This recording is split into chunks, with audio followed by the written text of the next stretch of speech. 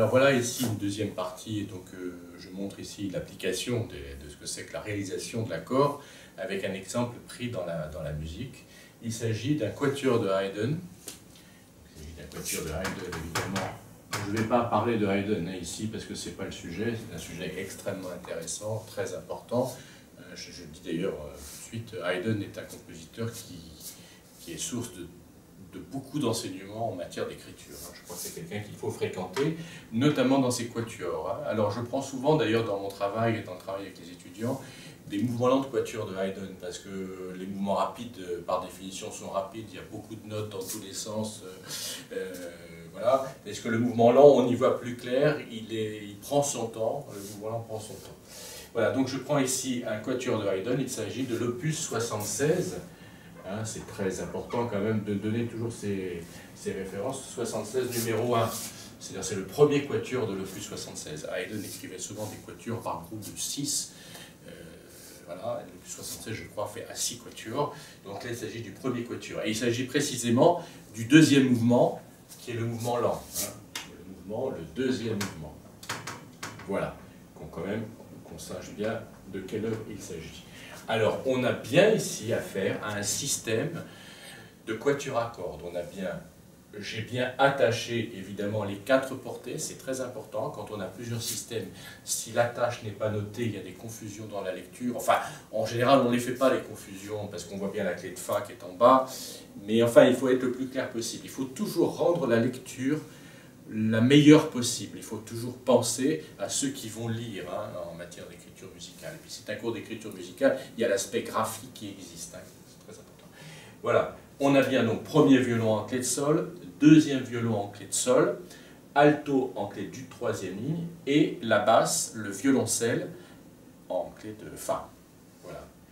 Alors, on va faire tout simplement une lecture, je lis les notes, je les lis, il faut prendre le temps de s'approprier la partition, donc de bien la regarder en détail. Donc j'ai bien Do, Sol, Do, Mi. Voilà. Sol, Fa, Sol devenu Fa, Si, Ré. La, Mi, La, Do. Le La descend sur Sol, le Do devient Do dièse. Et on se retrouve sur un nouvel accord. Ça, ce sont des notes brèves qui peuvent être qualifiées de notes de passage. Ce ne sont pas tout à fait des notes de passage. Elles constituent un passage. Ici, évidemment, entre Do et Ré, c'est un passage qu'on peut appeler chromatique. Et là, entre La et Fa, il y a le Sol qui est bien entre les deux. Donc c'est à la fois passage, mais c'est en même temps des notes réelles. Elles font partie d'un accord réel. Donc on parlera de ça plus tard. Il y aura une unité consacrée aux notes de passage, voire plusieurs, parce que c'est un domaine extrêmement vaste. Alors après, accord suivant, Fa, Fa, Fa, Fa. Attention, voilà une chose très importante, La, je lis bien La, cela est une noire pointée, il se poursuit, il ne faudrait pas lire, si je veux bien étudier cet accord, il ne faut pas lire Fa, Fa, Ré. Non, c'est bien Fa, Fa, La, Ré. On est d'accord? Et ici, Mi, Sol, Do dièse, Mi. Puis le dernier accord, évidemment, ça se continue. Je n'ai pris qu'un très court extrait. Ça se continue. Le dernier accord de mon petit extrait, eh bien, Ré, La, Ré, Fa. Voilà. Alors maintenant, ici, je ne vais pas tout détailler. Je vais le jouer sur le piano pour montrer chaque partie. Mais je montre bien, ici, si je reprends mon écriture que j'utilise et que je fais utiliser aux étudiants dans l'écriture, des exercices nombreux qui viennent même dans l'analyse, je vais réduire sur 2 portées et je vais supprimer le rythme, même je l'enlève parce que ce n'est pas ça qui m'intéresse. Je vais écrire tout en rond. Donc là, par exemple, si j'écris Do, Sol, Do, Mi, j'ai bien Do, Sol, Do, Mi. Voilà, je retombe bien ici sur la première position que j'avais montrée, comme quoi elle est très courante. Et je la vois dans la première partition que je prends en exemple, je la vois à l'œuvre, si j'ose dire. La deuxième ici, je ne vais pas tout faire. Je vais peut-être faire les 3 premiers, qu'on les visualise bien. Le deuxième accord ici, j'ai bien Sol, Fa, Si, Ré. Il s'agit d'ailleurs, c'est pas l'objet, je ne suis pas en train de faire de l'analyse. Il faut faire feu de tout bois et voir bien sûr. J'ai bien affaire à ici une septième de dominante, un Sol, Sol, Si, Ré, plus le Fa qui est aussi au ténor. Et puis le troisième accord qui est La, Mi, La, Do. Remarquons ici une chose aussi qui est très intéressante, c'est que ces deux positions sont identiques. Fondamentale quinte, fondamentale tierce. Ici l'accord de La mineur, il s'agit d'un accord du 6e degré, je suis globalement en Do majeur, donc au pied de la lettre et vu en lui-même, il s'agit bien d'un accord de La mineur, il est hors de question de dire le contraire, c'est bien un accord de La mineur, mais c'est un accord du 6e degré dans la tonalité de Do majeur dans laquelle je suis. Tonique, dominante, 6e degré, 1, 5, 6. Et à nouveau ici j'ai bien fondamentale quinte, fondamentale tierce. Donc voilà la présence de cette position déjà. En 3 accords, je l'ai déjà 2 fois. Bon, peu importe. Alors maintenant, ce que je veux montrer, voilà des accords réalisés. J'arrêterai là pratiquement, parce que de toute façon, après on passera aux analyses, c'est pas le sujet là. Mais j'insiste sur le fait, sur la nécessité de s'approprier la partition, de la regarder un peu longtemps. Hein, il ne faut pas se lancer dans les analyses trop vite, il faut prendre le temps d'apprécier les choses, de les sentir, de mûrir la partition. Donc on la regarde, on la lit. Alors il y a 2 lectures à faire. Ça, je l'avais déjà fait allusion. Il y a la lecture verticale. C'est ce que j'ai ici. Je vois bien Do, Sol, Do, Mi, c'est-à-dire que dans cet aspect vertical, ça est une chose en soi qui existe indépendamment de tout le reste. En effet, si je prends le quatuor à cordes et que je fais sonner cet accord de Do, en soi, c'est une belle chose, évidemment. Si je le fais sonner très longtemps, il sera peut-être ennuyeux. Mais enfin, il est une idée musicale en soi, c'est ça que je veux dire. Alors, voilà l'aspect vertical, Do, Sol, Do, Mi. Mais il y a l'aspect qui m'intéresse vraiment beaucoup, et c'est là-dessus qu'il va falloir vraiment travailler si on veut être de bons harmonistes, c'est ne jamais oublier l'aspect horizontal, et quasiment le privilégier. Même si on a constamment en tête l'aspect vertical, ils sont tous les deux indissolublement liés. Alors voilà l'aspect horizontal, c'est Do, Sol, La, Sol, Fa, Mi, Ré. Ce que je dis là n'est pas très beau, je dis les notes comme ça, comme si je les disais simplement. Je vais les jouer au piano, on va bien entendre ces 4 parties. Ici, je lis bien la voix du violon, de l'alto, pardon, qui est la voix de ténor. Sol, Fa, Mi, Fa, Sol, La. Remarquons bien aussi une chose, on le voit bien ici, c'est que il y a des accords qu'on peut percevoir et qu'il faut en effet percevoir verticalement. Et on voit bien que les lignes mélodiques sont extrêmement conjointes. Là, il y a un saut de quarte, certes, mais là, ça se suit. Tout ça, ça se suit. Ici, tout se suit. Donc, tout l'art est d'arriver à tisser ces lignes mélodiques. Ça ne veut pas dire qu'il n'y aura pas de saut de quarte ou de quinte, voire de sixte, ou même de septième. Mais enfin, nous, ce qu'on va chercher, c'est combiner les accords en ayant à chaque fois cette linéarité, en privilégiant la linéarité. Il faut penser que ce sont des gens, des musiciens qui chantent. Si j'ose dire, l'essence de la mélodie, c'est le mouvement conjoint. J'ai l'occasion de le dire, ce genre d'observation, je le fais assez souvent. La mélodie, dans son essence, est conjointe. Et d'ailleurs, quand elle est disjointe, ce qui arrive souvent, on va très souvent avoir un saut de quarte, de quinte. Dans une mélodie, quand j'ai Do, Sol, très souvent, je vais redescendre cette espèce de saut franchi Do, Sol, va être récupéré en sens inverse. Bon. Ça, c'est un autre sujet, j'y reviendrai quand on parlera de mélodie de manière plus approfondie. Donc, voilà ici cet aspect très linéaire, ici, Do, Si, La, Do dièse, Ré. Et ici, Mi, Ré, Do, Do dièse, Ré, Mi, Fa. Intéressant d'entendre ce Do dièse, Ré ici, qui est suivi d'un Do dièse, Ré ici. Tous ces éléments sont en jeu. Donc je fais écouter au piano chacune de ces voix. Je vais peut-être dire tout de suite aussi pour les étudiants que dans le travail d'audition des voix séparées, je vais le noter tout de suite, ce sera une chose acquise, si j'ose dire, il va falloir bien faire toujours ce travail. Donc je vais faire au piano là. Toujours ce travail, je l'écris ici. Donc on a bien affaire à basse, ténor, alto, soprano. Il faut toujours bien lire chacune de ces voix séparément.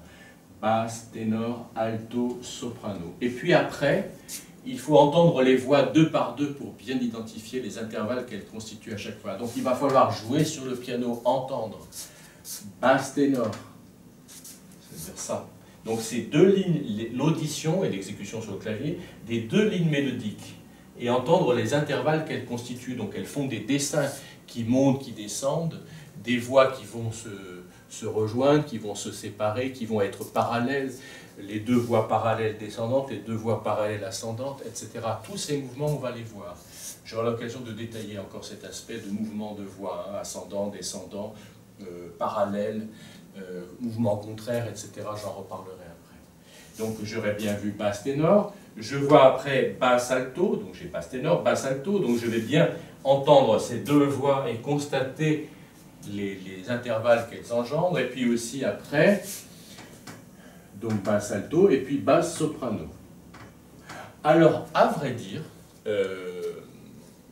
je pourrais, si j'étais très exhaustif, mais je parle des étudiants, c'est pas simplement moi, les étudiants pourraient aussi envisager toutes les combinaisons possibles, c'est-à-dire aussi ténor alto, ténor soprano, etc. Je ne le conseille pas forcément.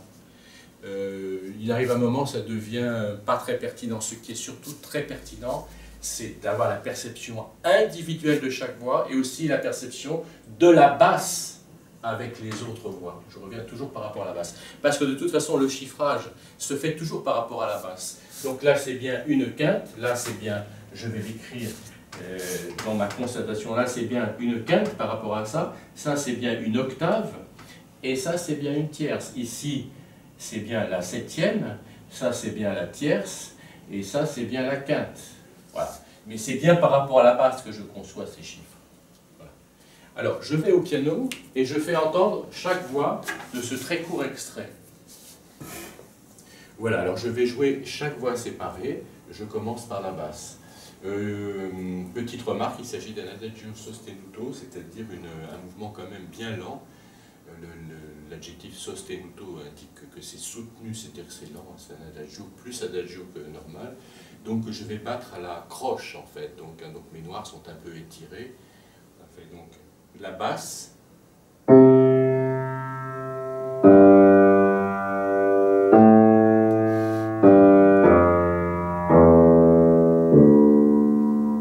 Voilà, je rejoue la basse qui est une voix très importante. Là, il faut beaucoup porter d'attention à la basse, certes à toutes les voix, mais enfin la basse en particulier. Je rejoue cette basse.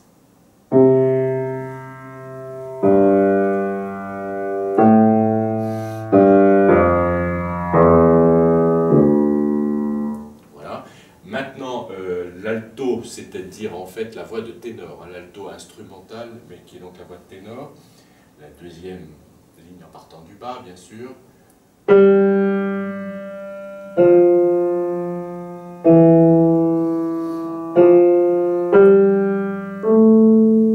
Voilà. Je joue maintenant le deuxième violon, c'est-à-dire la voix d'alto.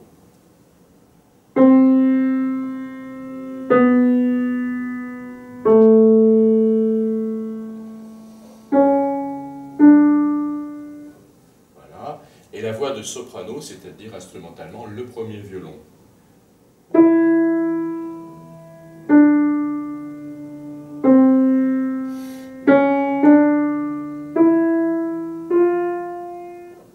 Voilà, alors je préfère passer un tout petit peu de temps en faisant ce dont j'avais parlé, c'est-à-dire les deux voix par deux voix, c'est-à-dire basse ténor, puis je ferai basse alto et basse soprano. Voilà ici, basse ténor, quinte, septième, quinte, le sol basse, octave, tierce, quinte. Voilà. Maintenant je fais basse alto, c'est-à-dire violoncelle, deuxième violon. Octave, tierce, octave, sixte, octave. Voilà, et je fais basse soprano, c'est-à-dire donc violoncelle, premier violon.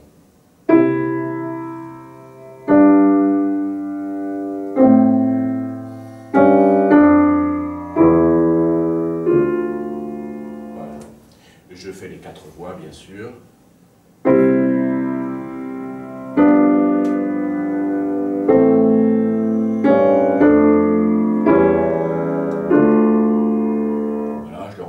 Deuxième fois.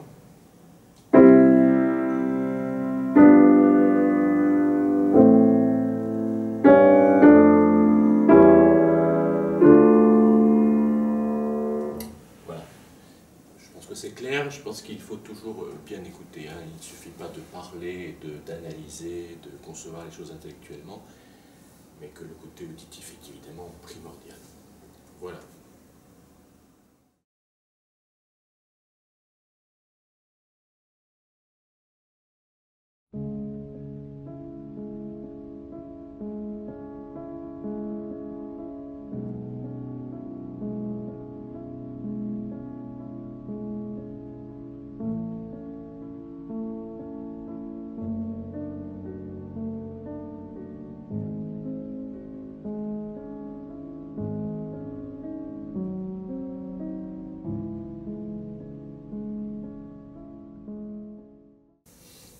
Alors maintenant, je propose un deuxième exemple. Je ne vais pas multiplier les exemples à l'infini, parce qu'on pourrait vraiment les multiplier à l'infini, quasiment. Mais je prends un autre exemple qui me semble significatif. Je prends de la musique pour piano, comme ça on voit un système différent et une écriture différente. Alors il s'agit de l'œuvre, je crois que beaucoup de gens la connaissent même comme ça en la voyant sous cet aspect écrite au tableau. Il s'agit de la sonate, la fameuse sonate Clair de Lune, dite Clair de Lune, de Beethoven, c'est-à-dire son opus 27. Il y a deux sonates opus 27, c'est la deuxième de l'opus 27. Voilà, peu importe. Alors ça, c'est son mouvement initial, comme tout le monde sait, c'est un mouvement lent, qui, si j'ose dire, égrène pendant tout le mouvement, qui est un petit peu long, il est développé, des arpèges sous forme de triolet, ça c'est le 3 du triolet. Hein. Voilà. Et cette sonate étant, je vais passer brièvement là-dessus, puisque ce n'est pas du tout une analyse que je fais, hein. C'est une présentation des positions et de la réalisation de l'accord. Néanmoins, on peut bien constater les 4 dièses à la clé, on est en Do dièse mineur, voilà. Alors ce que je veux montrer ici, alors j'ai écrit ici des petits traits verticaux qui indiquent que le triolet, deuxième triolet, encore un triolet, encore un triolet. Donc il y a bien 4 temps, 4 triolets. 1, 2, 3, 4. C'est la même chose ici. 1, 2, 3, 4. Ici 1, 2, 3, 4. Ici le même triolet dure toute la mesure, le même triolet qui d'ailleurs est le même dure toute la mesure. Ici il y a 2 triolets et 2 triolets différents. Et ici il y a un triolet différent à chaque fois. Et ici, à nouveau, il y aura 4 triolets identiques, simplement qu'il va y avoir justement, c'est très intéressant, un changement de position à l'intérieur des triolets de la même mesure. Ça, c'est une position, et ça, c'est une autre position. C'est-à-dire que ici, si j'ose dire, le compositeur récupère, si je peux m'exprimer ainsi, la position initiale. Voilà. Donc, ce que je propose d'observer, grosso modo, c'est jusqu'ici. J'ai peu de place sur ce tableau, il m'aurait fallu encore plus de place, mais je vais quand même écrire dans le petit restant là-bas, pour montrer que j'ai affaire ici à une écriture à 4 voix encore. C'est-à-dire que les 4 voix sont, les 3 voix supérieures sont jouées l'une après l'autre dans le triolet justement. Mais il s'agit bien de la basse, je vais le mettre comme ça soit très visible en bleu ici. J'ai bien affaire à la basse, au ténor, alto et soprano. Pardon. Et soprano. Maintenant, j'ai une note grave ici. Je les ai écrits parce que j'ai reproduit la partition. Il n'est pas question pour moi de la modifier, cette partition, pour que tout le monde la voie. Mais je peux, dans l'analyse, m'en débarrasser. Il n'y a aucun problème. Ce sont des octaves graves. C'est bien donc 4 voix, basse, ténor, alto, soprano. Ici, l'octave grave, je ne la supprime pas, je la supprime dans l'analyse. Il ne s'agit pas d'une autre voix, ça n'est pas une autre voix, j'insiste beaucoup, ça n'est pas une autre voix. Cette voix-là, cette note-là, c'est la même voix, simplement celle-ci résonne dans le grave, c'est ce qu'on peut appeler une octaviation. C'est ce qu'on trouve dans l'orchestre. Je parlais tout à fait au début du système du quatuor à cordes, je disais qu'il y a 4 parties, que des fois dans l'orchestre, souvent, chez Beethoven, ça sera vraiment le cas très souvent, il y a une 5e partie dans le grave qui est la contrebasse. Mais la contrebasse n'est pas vraiment une 5e partie, ça n'est que la reproduction du violoncelle à l'octave grave. C'est-à-dire que c'est une manière d'épaissir le trait. Hein. C'est comme dans le dessin, si je dessine, je sais pas moi, un arbre, une figure un peu comme ça, et voilà, c'est très joli. Et si je voulais lui donner un aspect particulier, je pourrais par exemple doubler toutes les lignes. Ça n'est pas un dessin différent, j'épaissis le trait. Donc là, la basse, on a coutume à l'orchestre, parce qu'il faut que ça sonne, l'édifice orchestral est déjà assez important, on a besoin d'une basse qui vraiment est des assises, donc on l'épaissit comme on épaissit un trait. Mais en aucun cas, je le redis, il s'agit d'une autre voix. Donc je vais même peut-être les enlever là comme ça. Bon, enfin, je les laisse, elles sont barrées, je crois que c'est assez clair. Donc maintenant, j'ai bien affaire à une position de l'accord. Et donc cette première mesure, je peux la réduire à ceci. Voilà, de nouveau, ma clé de sol, ma clé de fa. Voilà, mais je mets 4 dièses, on est bien d'accord qu'il y a 4 dièses à la clé, je ne vais pas l'écrire. Et j'ai bien do, sol, do, mi. Voilà, toute la première mesure est concentrée comme ça. Et j'ai bien un accord de do qui est un accord de do dièse mineur, que je lis do dièse, sol dièse, do dièse mi, et j'ai bien encore une fois cette position fondamentale quinte, fondamentale tierce. Alors ce que je veux dire, c'est que, c'est ça le fond de ce que je veux dire, c'est que quand on entend le quatuor de Haydn, le tout début du quatuor de Haydn, le premier accord qui est posé, on entend quelque chose de très différent de ça. Là c'est un piano, c'est pas un quatuor. L'accord est arpégé, il est arpégé 4 fois, c'est en mineur. Donc toutes ces différences-là comptent, le timbre de l'instrument, la répartition des notes, mais fondamentalement, l'idée est vraiment la même. Haydn commence comme ça, Beethoven ici commence exactement de la même manière, à la différence près qu'on est en do dièse mineur. Ici, je passe sur cette mesure, on a affaire à une note étrangère, donc encore une fois, je ne me lance pas dans l'analyse, mais je suis bien obligé de le signaler. Le si dans le grave ici est une note étrangère, c'est une note de passage entre do et la. Il faut noter que c'est une note de passage extrêmement longue, qu'une note de passage n'est jamais aussi longue. Enfin, jamais, la preuve que si. Mais c'est très rare d'avoir une note de passage. Là, ça donne une note de passage aussi longue. Là, ça donne une sensation, quand on entend ça, de grand étirement. Je vais le jouer juste pour cette histoire de note de passage. Là, voilà. Première mesure. Deuxième temps. 3, 4.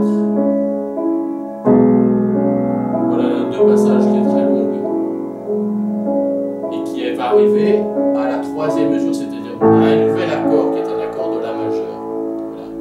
Mais en général, le passage est plus bref. On aurait pu écrire, bon, ça aurait été d'une nature différente, la sensation de grand étirement n'aurait pas été la même, mais personnellement, j'aurais pu pas écrire ça, par exemple. 2, 3, 4, 1. Donc voilà, un passage qui est vraiment un passage. Là, c'est un passage très étiré. C'est comme si je prenais la partition et que je tirais dessus, que je l'étirais. Pratiquement, d'ailleurs, je ne sais pas, un élève me présenterait ça, je dirais, oui, quand même, c'est bien, mais ce passage, il est vraiment trop long. On va quand même faire une blanche pointée et une noire qui passe. Voilà.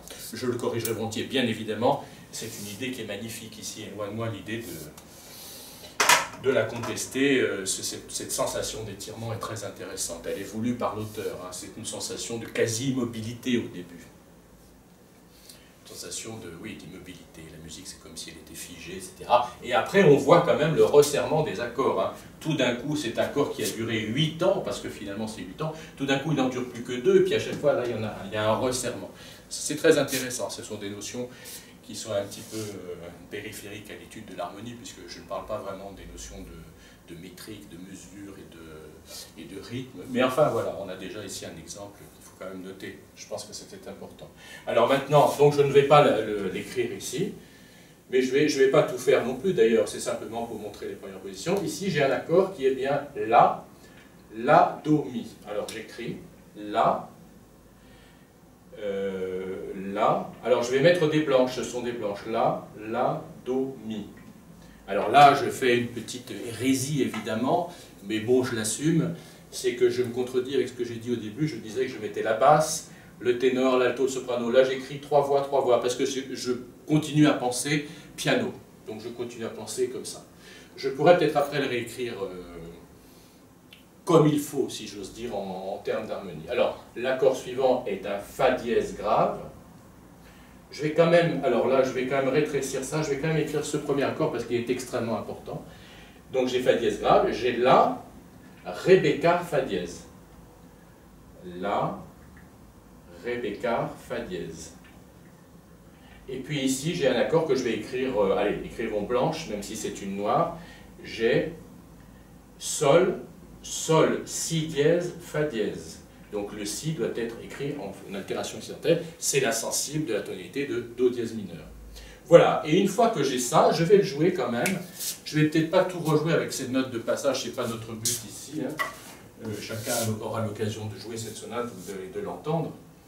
Mais je vais donc enlever cette mesure. Hein. Je ne vais pas jouer cette mesure. Je vais passer directement du premier accord à celui-ci. On a donc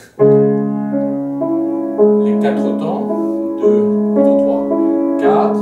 Et puis la troisième mesure là.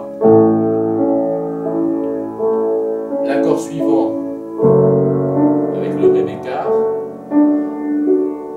Et l'accord qui est à la fin. Voilà. Maintenant, ce que moi je dois entendre, c'est bien les 4 voix comme ça. Allez, je fais la note de passage. Puis voilà.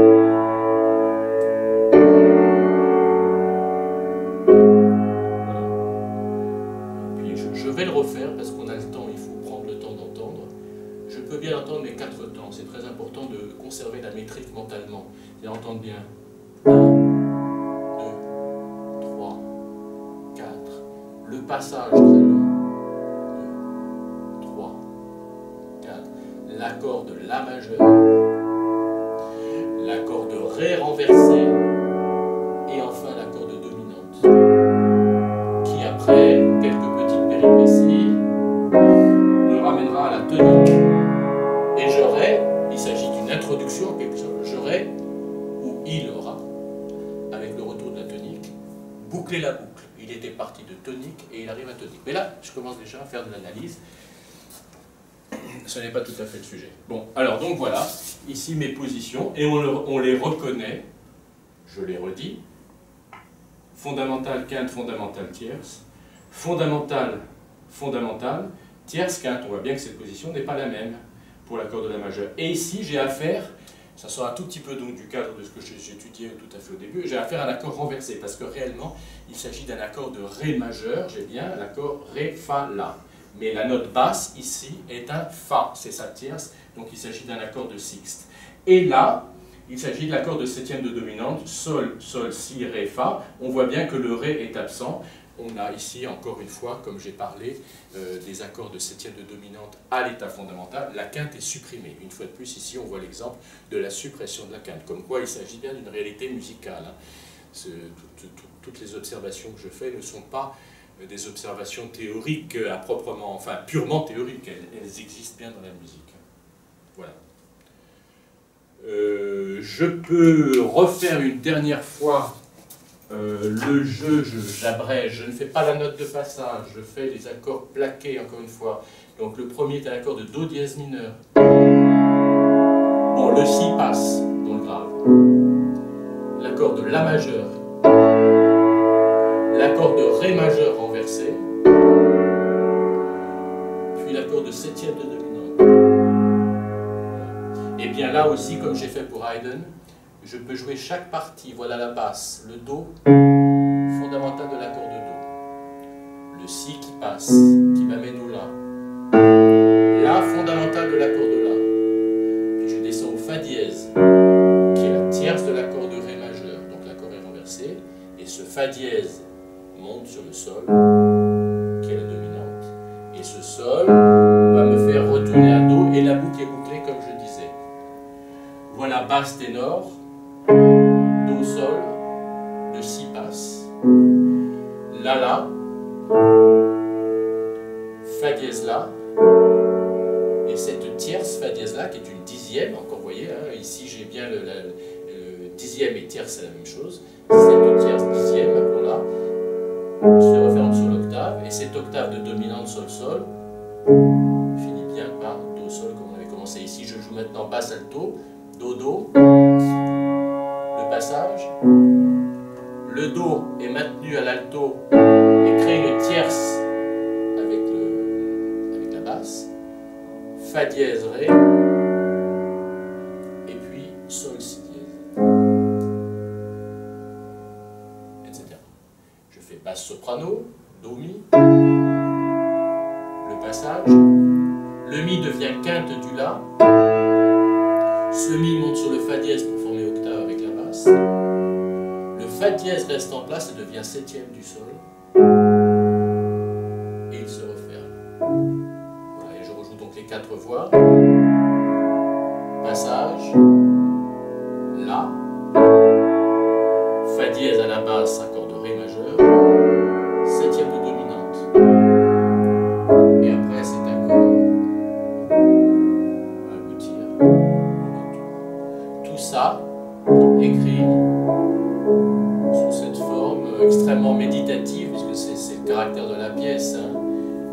Et là je joue avec les basses octavières. Accord de la majeure.